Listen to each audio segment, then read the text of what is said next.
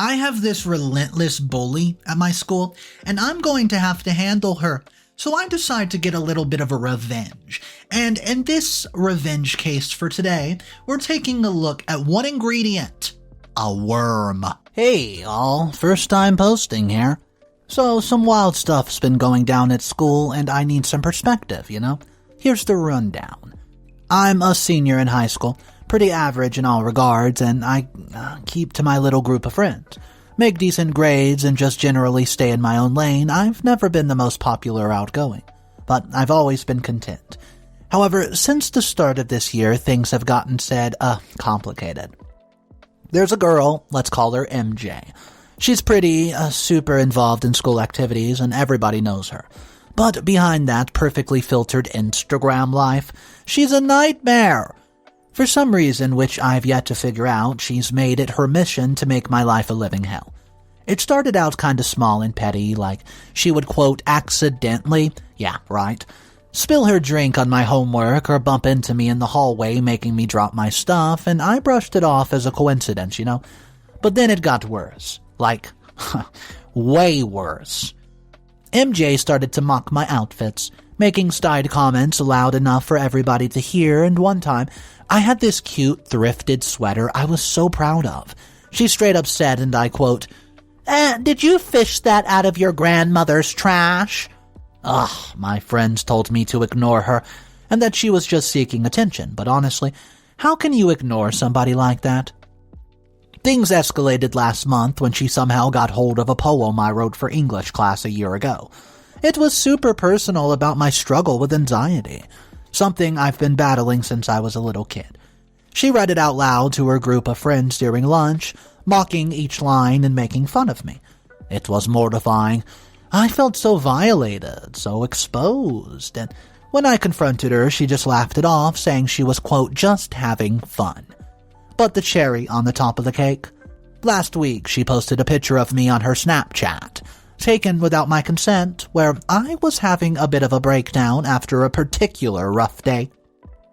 The caption said this: "Some people just can't handle the pressure." I literally wanted the ground to swallow me whole. It's one thing to be mean to me in person, but to broadcast it for the whole world to see, that's a new level of low. I never did anything to her. We were never friends nor enemies, and we were just classmates who occasionally exchanged hellos. Now I feel like every day is a game, wondering what MJ is going to do next. I dread going to school, knowing what new humiliation awaits me. My parents have suggested transferring to night school, but why should I? I've been there my entire life, and I have my friends, my classes, and everything. Should I be doing more, or am I overreacting? I need some help, guys. Update number 1. Hey, it's me again. First off, thanks for all the kind support in the last post. Seriously, reading your comment gave me some comfort knowing I wasn't alone. But oh my gosh, things have taken a turn. I'm fuming right now. Alright, deep breath, here's what went down. So, since my last post, I've been trying to maintain a low profile. I started spending my breaks in the library or with the art club to avoid any run-ins with MJ. I even tried a new approach. I thought if I showed her kindness, maybe she'd chill out. I complimented her on her project during class and held the door open for her once. I was just trying to be the bigger person, you know. But no, apparently MJ saw this as a sign of weakness or something, and one day after school, I was waiting for my little brother. He's in the 4th grade, near the elementary wing. MJ happened to be there, and I swear the look in her eyes when she saw was pure evil. She casually walked over to him and started making fun of him. His height, his glasses, even his stutter. My blood was boiling. She then accidentally, yeah right, pushed him into a muddy puddle. He was devastated and started crying, and that was my breaking point. I stormed over, got into her face, and told her to back off. I said that whatever beef she had with me, she should keep it between us. She just smirked and said, "Look, someone's got a soft spot. Maybe if you weren't such a loser, your brother would stand a chance at not being one too." You guys, I was this close to losing it right then and there, but I had to be strong for my brother. I hugged him, and we walked away with her laughter echoing behind us. Later that night, I had a breakdown. My parents saw me and spilled everything. They were livid. They called the school, and there's going to be a meeting with the principal, MJ, and her parents next week. Now, here's where things get even more wild. I started receiving anonymous text messages. Messages like, "Watch your back," and "You think you're safe." I have no doubt in my mind it's MJ behind this, but I can't prove it. Here's the kicker. There's a screenshot going around the school of me crying that night. It's now a name. They call it a meme. People are texting it around with captions like, "When you realize you forgot to do your homework," or "When Bay says no." I feel so humiliated. I mean, who even took that photo?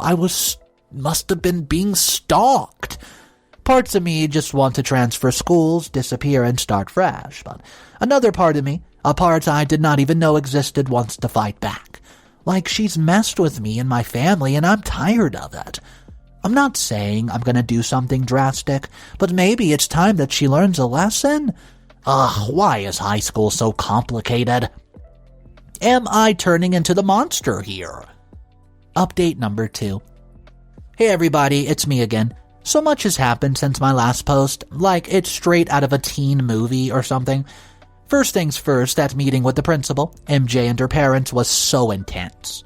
My parents were on fire. I'd never seen them so angry, and they had a whole folder of screenshots of messages, photos, even testimonies from some of my friends, all about the times MJ bullied me. MJ's parents looked mortified, like they had no clue about their daughter's behavior. But the highlight was when my mom, with her calm but dead serious face, said, "Your daughter has been tormenting mine for months, and now she's dragged my son into it. This stops now, or we're involving the police." Boom! Mic drop. But MJ, she looked furious. It was like she could not believe she was being called out. I caught her glaring at me multiple times with her eyes promising revenge. It was clear, even if her parents intervened, she was going to let this go never. So I knew I had to be ready. Now on to the juicy part.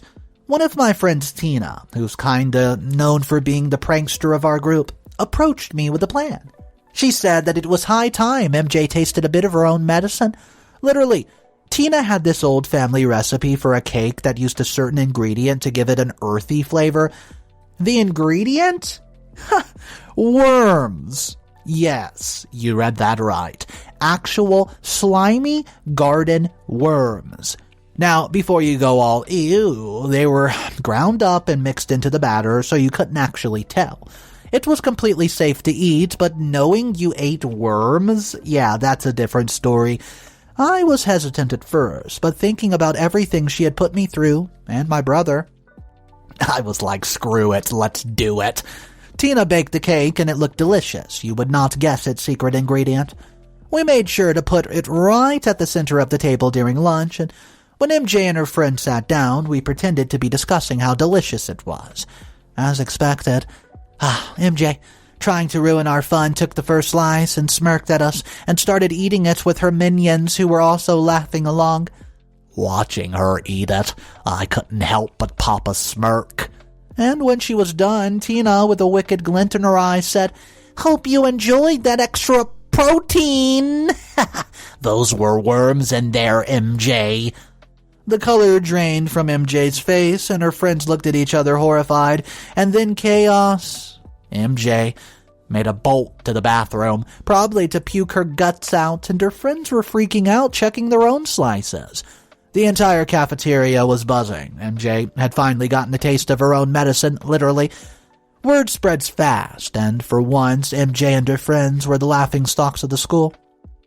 But now, as the adrenaline from the revenge wears off, I'm beginning to wonder if I went a bit too far. It's all so confusing. Update number 3. Hey guys, back with the final update on this whole MJ fiasco. Alright, after the whole worm cake incident, which by the way was legendary and will probably go down as the most iconic moment of my senior year, I was on high alert. Like, I was half expecting MJ to slash my tires or dump milk on me in the hallway. Every beep from my phone, every shadow in the hallway, I was ready for some sort of retaliation. My anxiety was no joke through the roof. But nothing. Absolutely nothing happened. Like at all. Days went by into weeks, and MJ kept her distance. I mean, she threw some death glares my way, but she did not approach. Her group of friends seemed more hesitant around her, maybe fearing that they would be next victim of her wrath. Or maybe they realized they didn't want to be associated with somebody so toxic. Who knows? There was this one day when I was headed to my locker and I saw a note. My heart was racing as I unfolded it, but to my surprise it was not from MJ. It was from one of her friends. Let's call her Julie. It said, and I quote, "Hey, just wanted to say that while I don't condone what you did with the cake, MJ had it coming. She's been mean to a lot of people, not just you. Thanks for standing up to her." Whoa, I wasn't expecting that. It seems like the worm cake had a ripple effect. Over the next few days, more people came to me and shared their own horror stories about MJ. It became pretty clear that I wasn't her only target. I was just the one who stood up to her. Prom night came, and guess what? MJ showed up, but she was alone.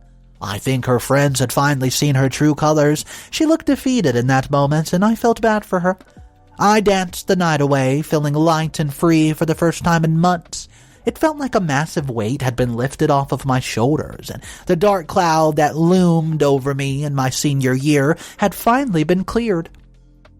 The cherry on top of all this, the principal approached me during graduation rehearsal and informed me that they've been keeping a close eye on old MJ, and if she ever tried anything again, they would be real serious with her consequences. And I guess the meeting with our parents did more than just shake her up. It put her on the school's radar. Now, as I'm about to step into the next chapter of my life, I reflect on everything that's happened. And you know what? I don't regret the worm cake. Not one bit. Sometimes you gotta stand up for yourself, even if it means feeding your bully some worms. However, I know some of you will say I stooped to her level. Others might say I was right in teaching her a lesson. So here's my final question. Am I the a-hole for everything I did? Would love to hear your thoughts. Thank you. Comment number 1 from the story. Honestly, after the parent-teacher meeting, that should have been the end of it, right? OP, you had the high ground, but you chose to stoop down. It's like calling a truce and then still throwing a punch. It's like throwing a rock in a dirt clod war. I get that you were angry and hurt, but revenge after the intervention? You're the a-hole. Comment number 2. Everybody sucks here, pretty easy answer. MJ for being a terror, obviously, making OP's life a living hell. That's undeniable, but OP, even after a serious conference with the parent-teacher meeting, you chose to retaliate. This just doesn't sit right with me. She had all her guards down, and the meeting was over, and here you go. Both of you need some introspection. Everybody sucks here. Yes, I realize most of the comments are saying, you're the a-hole and everyone sucks here, but come on! I would have loved to have been at that lunch table and watched that bully eat a whole pound of cake full of worms. I would have loved to see that bully eat that slice. Guys, let me know your bully stories when you were in high school and how you went about handling the bully. Drop it downstairs in our comment section. I do have another story that we're about to jump into, but first, if you guys are new to the channel, this is Mr. Reddito's Revenge channel, where every single story has something to do with karma or revenge. If you're familiar with Mr. Reddito and you're subscribed to my other channels, make sure, take a second, look right now, and see if you're subscribed to this one, Mr. Reddito's Revenge. Guys, the title for story 2 of the day is, Am I the a-hole for exposing our overbearing HOA member and then throwing a rule-breaking party just to make a point? Hey guys, I need a sanity check. I'm a 37-year-old mother living in what I thought was a quaint, friendly neighborhood.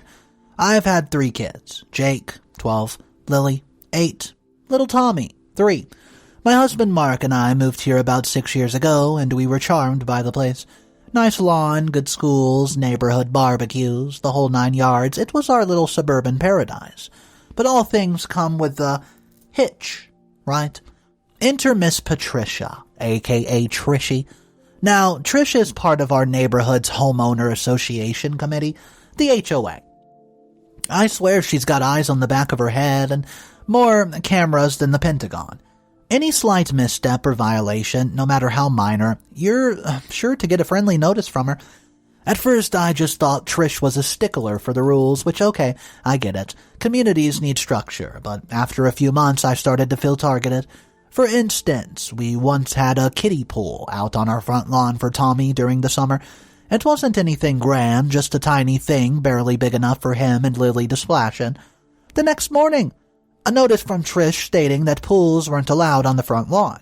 It even had an attached photo of the violation. Now, I'd seen several of these around the neighborhood, but it seemed like ours was the only one that got a notice.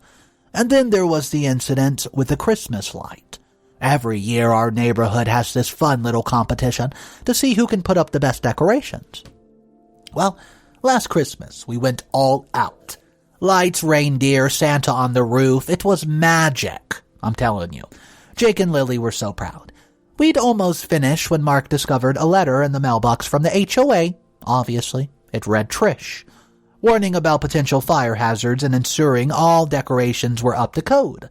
Seriously, I peeked around and our decorations weren't any more extravagant than the Johnsons next door or the Harrisons across the street. It felt personal. The last straw, though, was the treehouse. You see, Jake had been begging for one since forever, but Mark finally decided to build him one for his birthday. It was a simple wooden structure, nothing too flashy. But oh boy, you would think that we were trying to put up a neon-lit casino the way Trish reacted. Before Mark had even hammered in the last nail, she was at our doorstep, armed with a list of bylaws, regulations, and a thinly veiled threat about potential fines. I tried talking to some of the other neighbors about it, thinking maybe we weren't alone in this. While a few admitted that Trish could be a bit much, most seemed to either be indifferent or too scared to say anything negative. Apparently, she's been in the committee longer than anybody can remember, and challenging her is just not done. Mark thinks that we should lay low and that maybe she'll get tired and move on to another target. But I'm not the type to back down, especially when it feels like my family is under attack. I haven't done anything. Yet. But the mama bear in me is itching to stand my ground. Update number 1.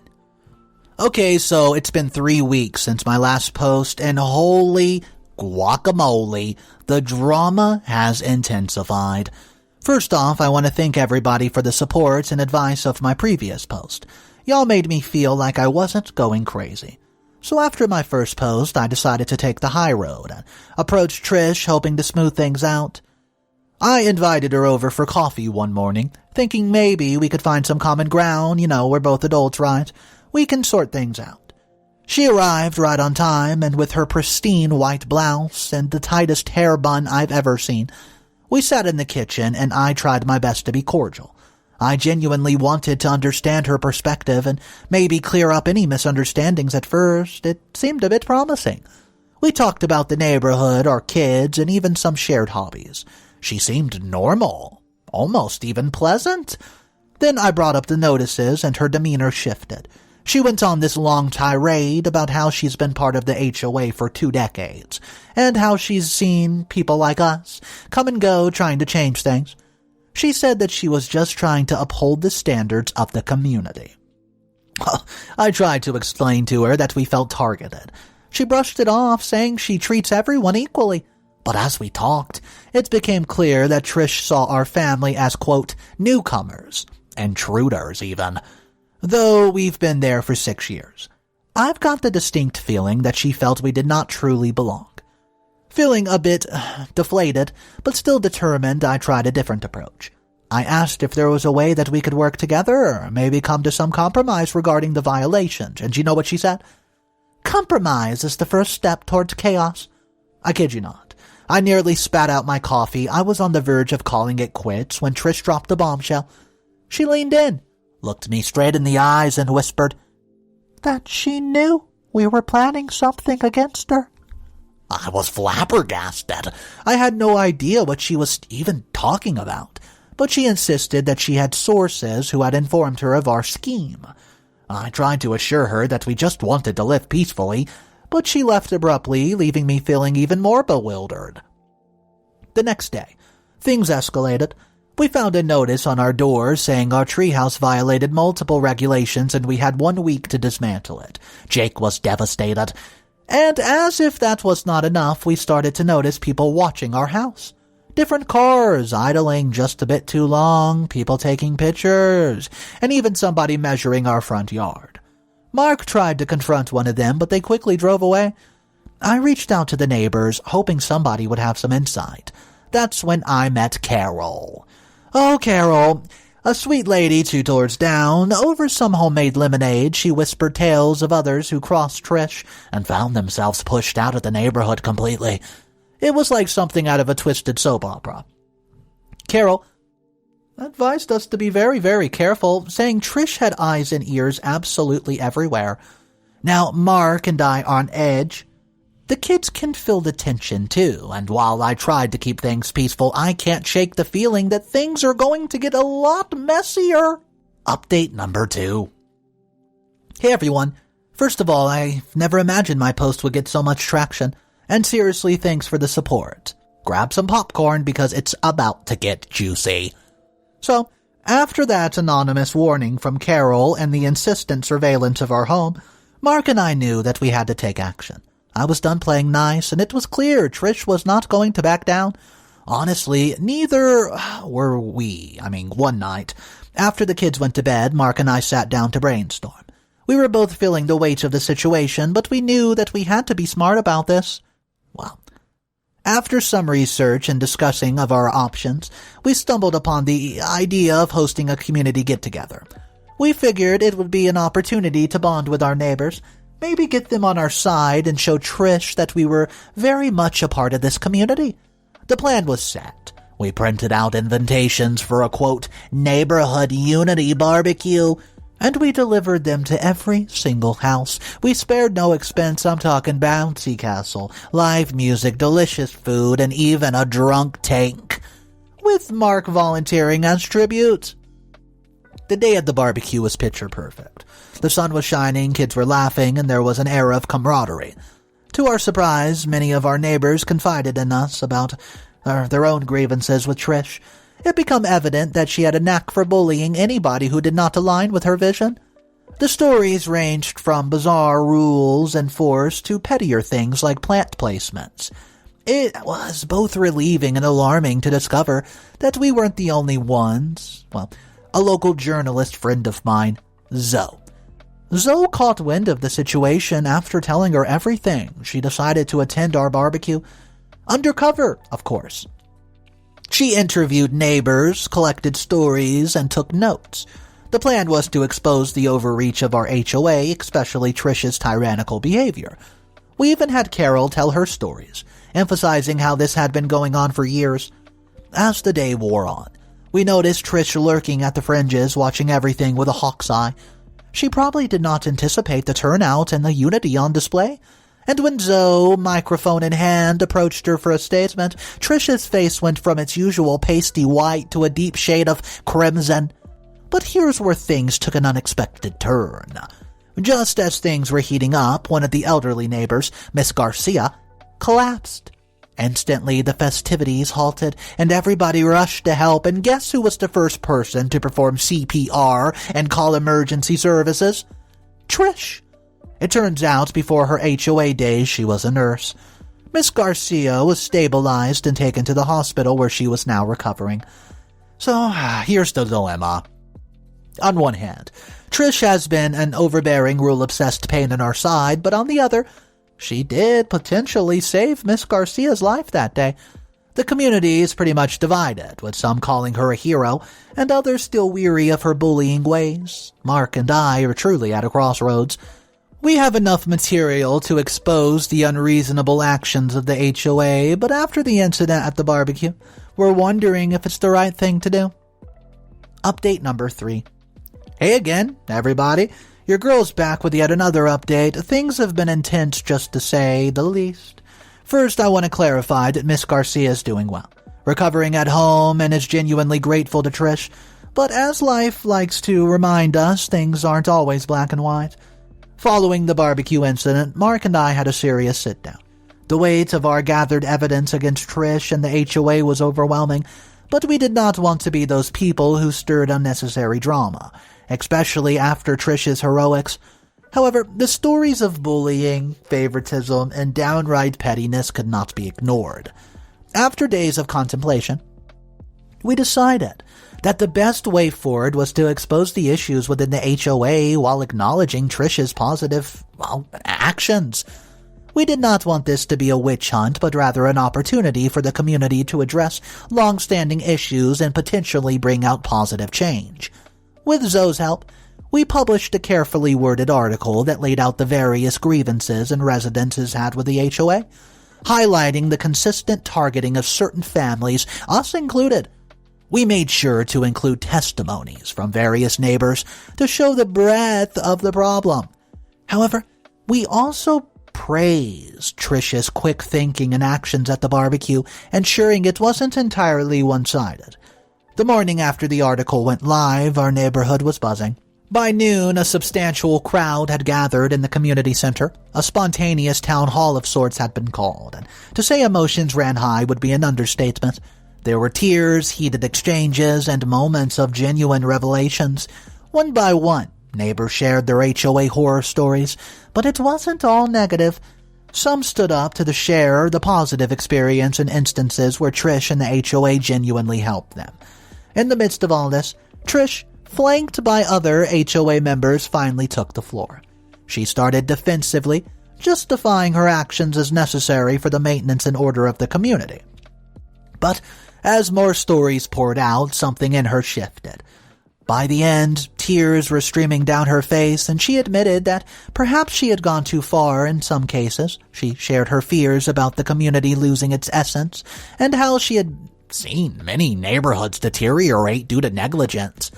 While not everyone was satisfied, the meeting marked the start of a community-wide conversation about the role in concentration.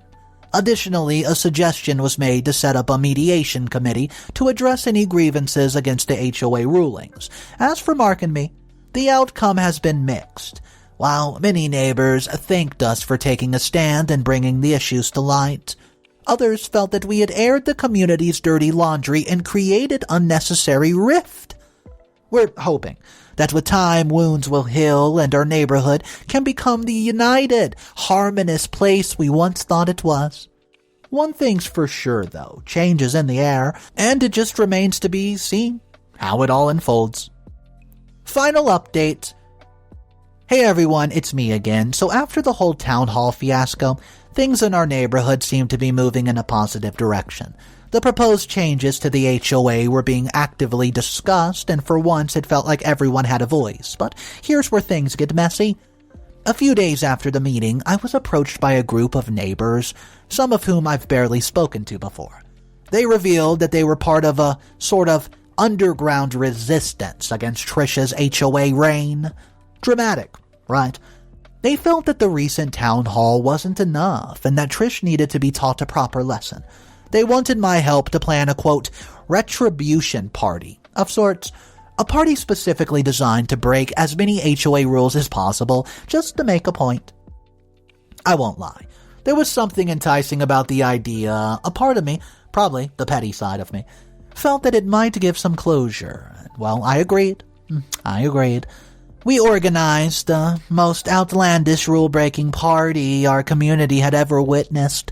We had weird lawn ornaments, cars parked every which way up and down the street, left and right, loud music past curfew. You name the HOA rule, we crushed it. The night was wild. Our little rebellion felt liberating, and to be honest, it was the most fun we've had in ages. However, the next morning brought it with a storm of consequences. Trish, who had been left out of the invite list, obviously was livid. She went house to house accompanied by her HOA members, issuing violation notices left, right, and center. The number of penalties thrown around, staggering. 62. There were threats of legal action, and for a moment it felt like our little revolution had backfired spectacularly. To add to the drama, a video from the party, featuring yours truly dancing on a table, went viral in social circles. While many found it hilarious, others labeled it as a shameful behavior for a mother. There was even a passive-aggressive post on the community bulletin board about maintaining decorum. And here's where the guilt set in. I began to question our decision to host such a party. Was it childish? Yeah, absolutely. But did it make a point? Also, absolutely. The backlash, however, was more than I'd anticipated. I started to feel bad for Trish, to be honest. As much as she's been a thorn in our side, the humiliation that she faced, well, post-party seemed a bit, excessive. I found myself reaching out to her, extending an olive branch, and we met up.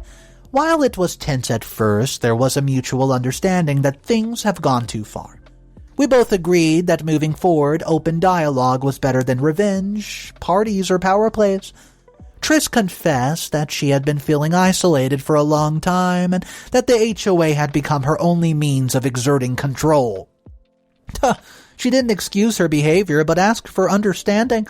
While I can't say we're friends now, there's a newfound respect between us, so here I am, reflecting on this wild journey and wondering about my actions. I can't change the past, and I don't regret standing up to the tyranny of the HOA. But I can't help but question the methods. What do you think? Am I the a-hole for going this far? Let me know. Comment number 1 of the post. Honestly, this story hits home for me. I live in a neighborhood with an HOA that acted like the mafia.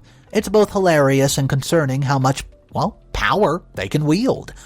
I'm Team OP all the way, but that revenge party, wild move, I'd had paid to see it. Comment number 2. As a fellow mom, I understand wanting a peaceful neighborhood, but escalating things with a retribution party, kinda immature, OP. Sometimes you've got to pick your battles. A united front is essential, but the party took things too far. Comment number 3. This story reads like a modern-day Shakespearean play with drama, alliances, betrayals, and redemption. I mean, on one hand, the OP was brave to stand up against the injustice, but the party was a tad excessive. Can't help but wonder, what would I have done in her shoes? Final comment. I'm here for all the petty lawn ornament violations, but seriously, every community has its power dynamics, and it's a delicate balance. I think OP did what many of us wish we could do. Sometimes you've got to shake the tree to see what falls.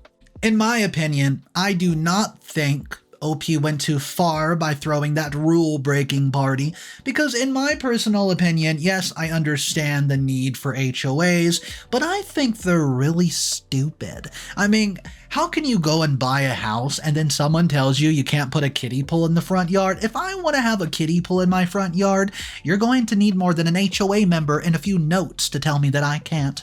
Guys, I want to know your thoughts about this. What do you think? Do you think OP is the a-hole? Or would you consider OP not the a-hole? I think the part that's tripping everybody up on this story is that party that OP was part of that basically broke every rule of the HOA pamphlet in one night. But I don't know, maybe some of the HOA members deserved it. Let me know your thoughts down below. Thank you for joining me today. I'll catch you in the next revenge story, and just remember, even though this is a revenge story, it's cool to be kind. Peace.